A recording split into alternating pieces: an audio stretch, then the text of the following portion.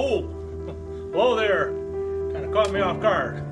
Welcome to another exciting episode of Knife Chats with Tobias. Well, once again, I'm eating crow because once again I have picked up a Rough Ryder knife with a big R on the bolster, and not only that, the bolster is in copper. This is a little Cub Lockback in the Rough Ryder Copper Swirl series.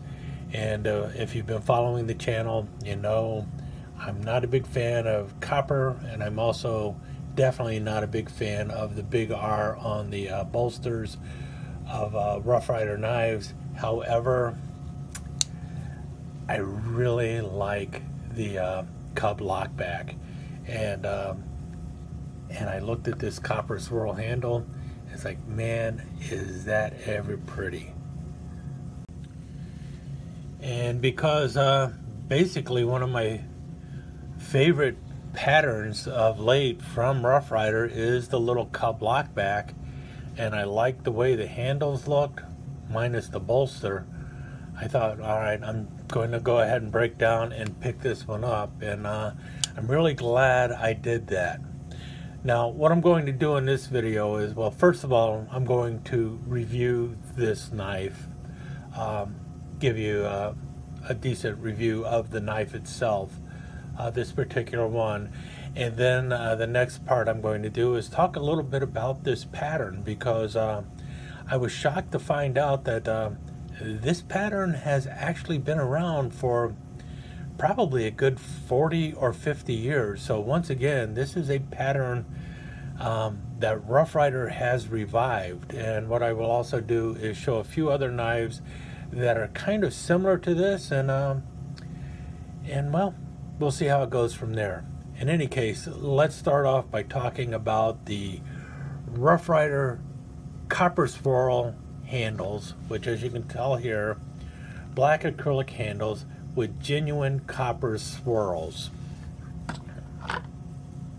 And as you can see, I definitely do like this pattern. I've got 3 other ones from Rough Ryder, 2 from Queen City, and now I have the 4th one, and the Copper Swirl. And what it looks like is, well, these are black acrylic handles, and it's not a see-through acrylic. It looks like a very dark black, not translucent or anything. And then the copper has been added in it. I don't know how they did that. You see, it looks like a circle in some places, and you notice, depending on how it was added, you either have the solid black or you have like copper dust embedded into the black area too. So it really looks kind of cool. Now, they also did this in another handle material, which is a blue material, and it looks like they might have done it with nickel silver or something, because it's silver circles. They call that one the Celestial series. That one has a nickel silver bolster. And I tell you what, if they come out with a Cub Lockback in that series too, I will buy that one in spite of the R on the bolster. I have not picked up every Cub Lockback that has the R on the bolster, but I have picked up the ones that I really like the handle on, and this is one I really like the handle on. And one of the pluses to this is there is no shield. I like them better when there's not a shield on this really small frame, because, well, quite frankly, the knife is so small that it really doesn't need a shield on there, especially if you got some other kind of marking on the bolster. What I like about these knives is, well, first of all, the lockup is really good. Now, the blade, I'll tell you now, you're not looking at a blade that has a lot of spring in it. You're going to have to pull the blade all the way around and lock it. And that's because of how short it is, how short the blade is, and you've got a very strong back spring going on there. And you're not going to be able to just push in the back spring and then drop the blade shut, because it's a very strong back spring. It's a very strong positive lock on there. And like I've mentioned before, it just fits the hand really nice. Yeah, you can definitely choke up on it because, well, it's got the forward finger choil, and it's nicely shaped like that. You don't have a really big blade on it. I've mentioned this before in other ones. You're talking about a blade that basically has 1.25 inches of cutting edge. I guess if you were to look at the whole length of the blade, it's about 1.5 inches. See there? But the cutting edge is really just 1.25 inches. But it feels really nice. Got a nice little swedge going on there. And like I said, really tight, really nice lock up. Very smooth transition going from the bolster into the handle, or the covers rather. The pins are nice and flush, very smooth. Everything about this knife, the build quality of this knife is just superb. There's no way about it. It's just an excellently built knife. They really knew what they were doing when they built it, and I'm very happy with it. And I tell you what, if you're looking for one of those really small knives that have a little bit of a substantial blade, you know, nice little box cutter type blade, you've got some thickness going on with that blade, so it's not really thin or skinny. Okay, real quick, like a bunny. For instance, we have here the little 3-inch toothpick, the tiny toothpicks, and you can see how slender that blade is. Now, I've done a video showing that this blade is very capable and everything. You can actually do more with this tiny toothpick than most people would ever imagine. But you can also see that with the thickness of this blade and the short stubbiness of it and everything, that you're less likely to break this blade by accidentally twisting or anything like that. And that's one of the pluses for it. So you don't have the longest of edges on it, so it's not going to, you don't have nearly as much of a draw when you're cutting and everything, especially with paper and stuff. But these blades are rather thin, and you can see there, you got a little flex going on with it even. Can you see that? There's a little flex in the blade and everything else because of how thin it is. And so this blade is more likely to break if you're sticking into something hard. And the same thing with like your peanut. These are typical small knives that people like to carry. You can see the difference in the thickness. And it is this thickness of the blade here which really helps with having it less likely to break if you have it in something and you give it a little bit of a twist to the side or something like that. You're much more likely to break the tip on this knife than you are the tip on this knife. And I think that even goes for the lady leg knife, which actually does have a more substantial belly to it.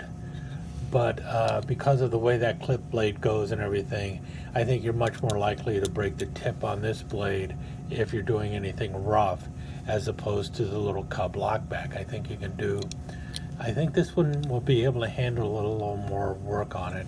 Plus, well, quite frankly, I like the way the little Cub Lockback looks more than the lady leg knife. And I know a lot of people go, yeah, but you can open a beer bottle with this one. Well, I've yet to be able to open a beer bottle with any of these little leg knives. Maybe some people can, but I sure can't. At least not with the Rough Ryder ones. In any case, all in all, this is just a stellar pattern, I think, from Rough Ryder. And they do a really good job with the finish on it. And if you're a person who likes the big R, then this knife you're going to like it even more. But I mean, look at that. You've got a nice pinched bolster going on. The finish, it's so smooth going from the bolster into the acrylic handle. The pins are so smooth. Even going across here, that's nice and smooth. Yeah, you can kind of catch it right there, but it's nothing dramatic. And the lines on it when it's closed, it looks good even when it's closed. And it looks good even when it's open. It's just a fantastic little knife. And that's why, in spite of the copper bolster and in spite of the big R, I went ahead and grabbed it. I don't think I'll be picking up any other knives in the Copper Swirl series because of the big R on there. But if the big R wasn't on the bolster, I would probably be picking up a lot more knives in the Copper Swirl series. And as for the Celestial series, if they come out with a Cub Lockback in the Celestial series, I'll pick it up too in a heartbeat because they look so pretty. They're just a really pretty knife. But the Big R and my boycott of the Big R extends beyond the Cub Lockback. I think the only other knives with a Big R that I am willing to pick up are medium and large toothpicks at this point. I'm not even willing to pick up any more of their scout knives with the Big R on the bolster. But as I said, there's more to this series or this video than just the Rough Ryder Cub Lockback. I also want to talk a little bit about the history of this pattern. Like I said, I thought that this was something new from Rough Ryder. I thought this was a new design from Rough Ryder, but apparently not. This is, and they never said it was either. So I might have said that, but they never said it was. They never said it was a new design from them. I think they might have said it was a new knife from them, but they never said it was a new pattern that they developed. It's actually a pattern that has been around, like I said, for at least 40 or 50 years, but you have not seen it for probably at least 40 years. And so let's go back to the beginning of the Cub Lockback, back when the Cub Lockback was a squirrel hunter. So squirrel hunter, huh? Well, yeah. I mean, you can look at the knife right here. It definitely looks just like the Rough Ryder Cub Lockback, but you can see on the blade that it is called a squirrel hunter. Now, I do not own this knife. I wish I owned it, but well, I lost on the eBay bidding, so some lucky person out there has my squirrel hunter. And well, they deserve it because they were willing to pay more for it than I was willing to pay. So before we begin, these images are not my property. They were actually taken by Doodle Fruital.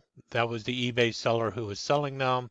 And anyone familiar with knives on eBay probably has crossed paths with Doodle Fruital at one time or another, and they recognize this blue background that Doodle Fruital uses for most of his knife sales.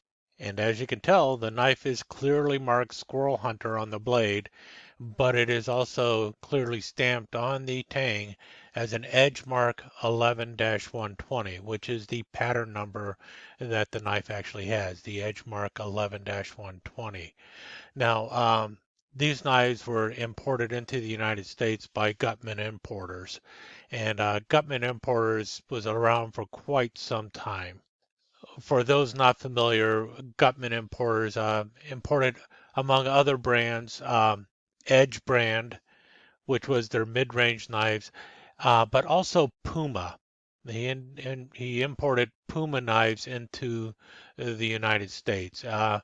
And basically, he was an importer of, or they, Gutman Company, imported knives out of Solingen, Germany, or Solingen, Germany, and also Seki City, Japan.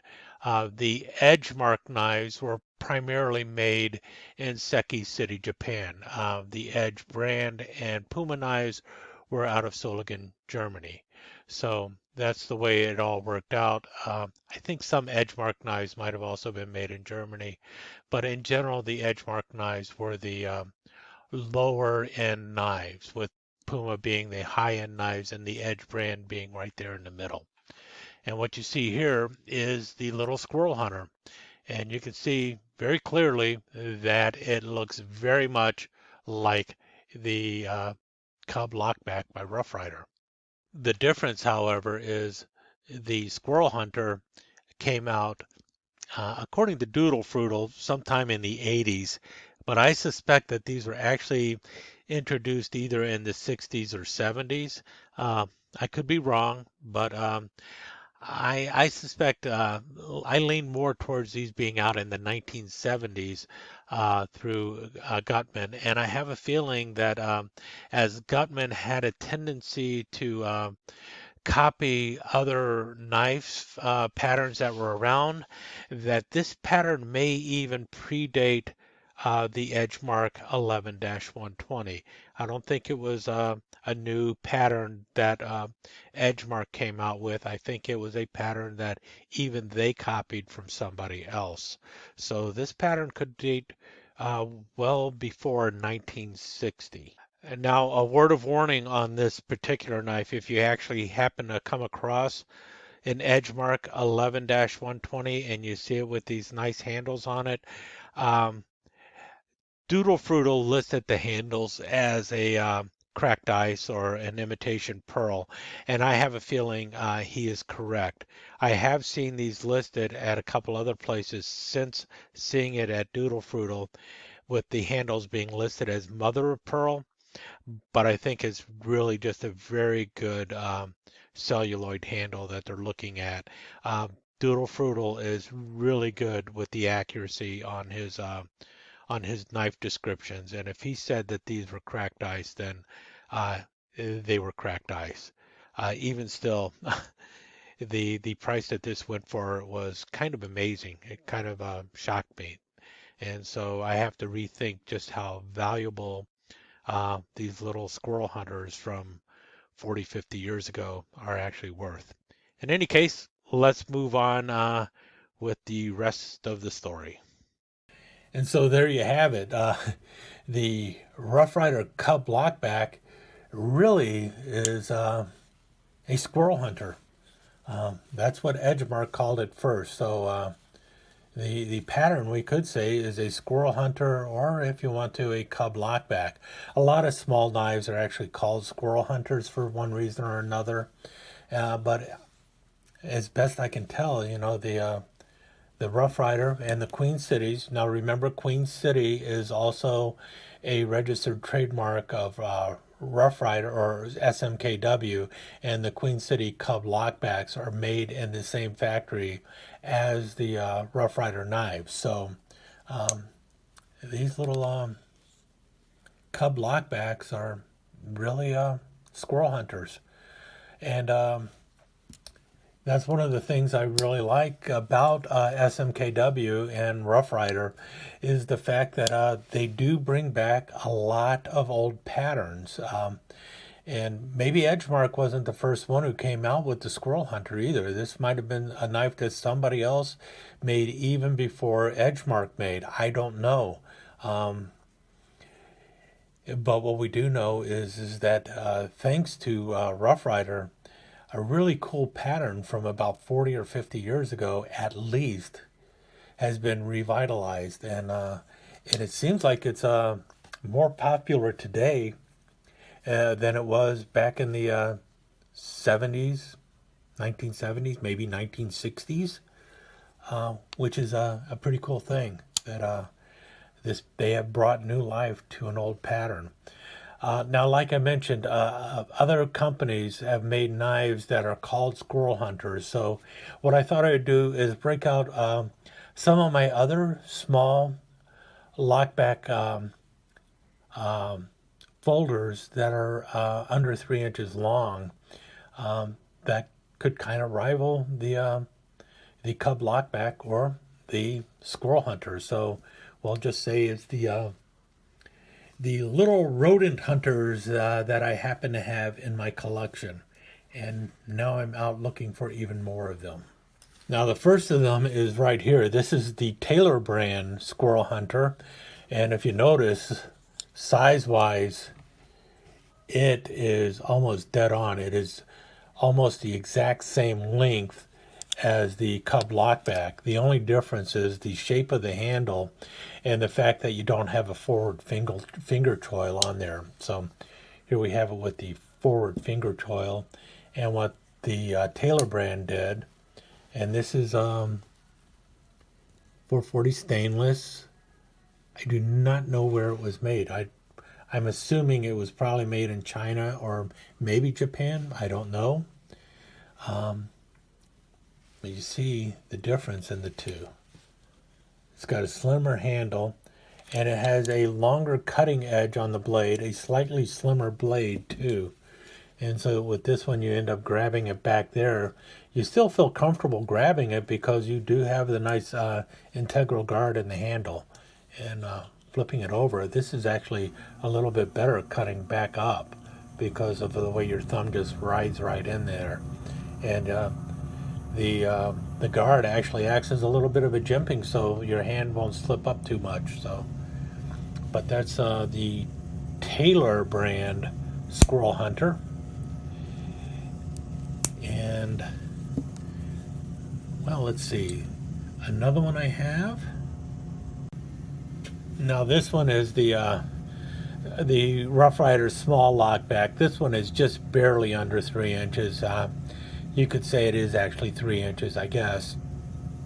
This is the RR137. They've made this in a number of different bone handle materials. I've got it in white and pink, and obviously it's got a much slimmer blade going on with it, and it's also bigger, much bigger when you get right down to it. I heard it referred to as the El Diablo also. When I picked it up, that's what it was called, the Diablo. You can see the difference in blade lengths there. But definitely a more substantial blade than what you find on a toothpick or a peanut. You do have the lock in the back. Squirrel Hunter, maybe not. It might be a little bit too big for it, but I'm classifying it among my Squirrel Hunters at the time being because, well, quite frankly, I just like the powder horn shape of it and the blade, because that is like a skinning blade, and it kind of looks like a folding hunter. So that's why I'm throwing that one in with it. Now this one here is by Jet Air, and it's the 806. They also have a 96, which is almost identical to this. And this one is, well, you can see here, it is almost the same length. It's slightly larger. This is about 2 3/4 inches, I think.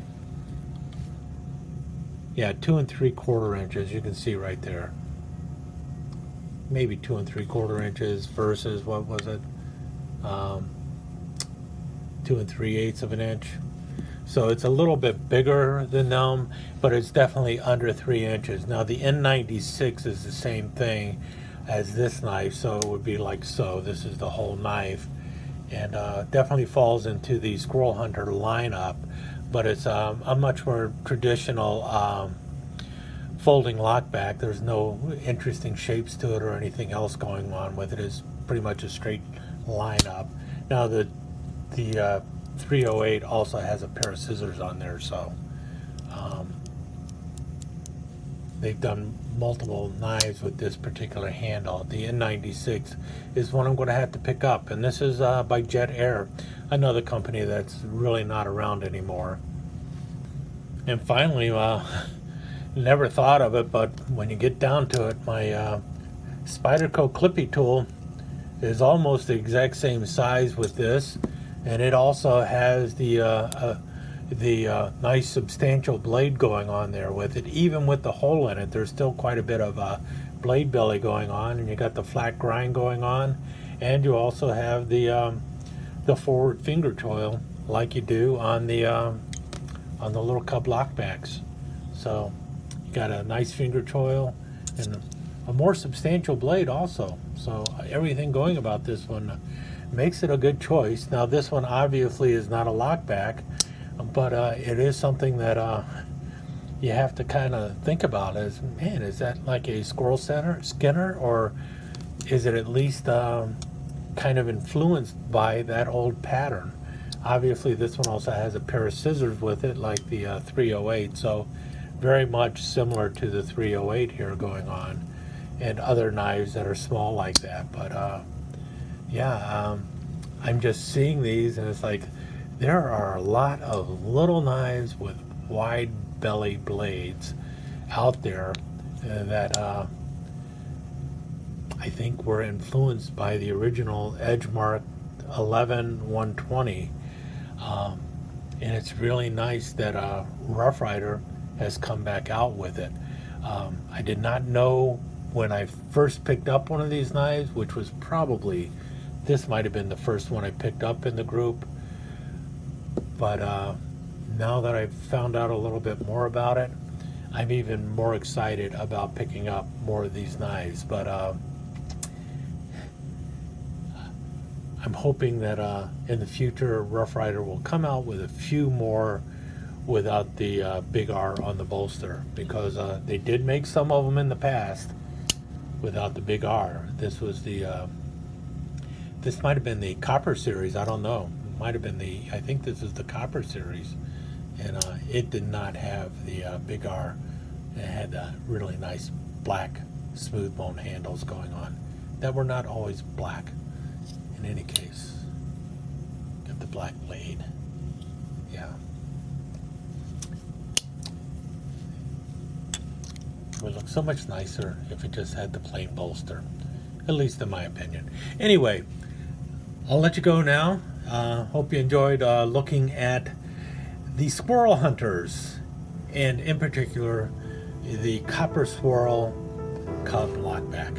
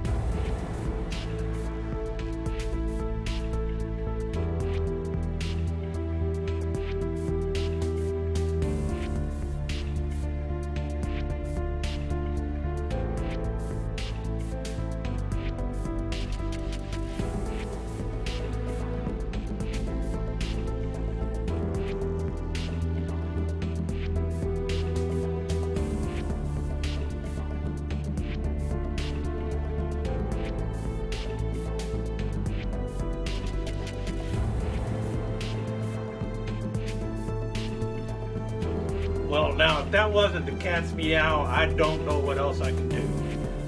Hope you enjoyed the show. And if you really enjoyed the show and want to know what's coming up next, go ahead and subscribe and ring that notification bell. Kitty says hi. Talk to you again soon.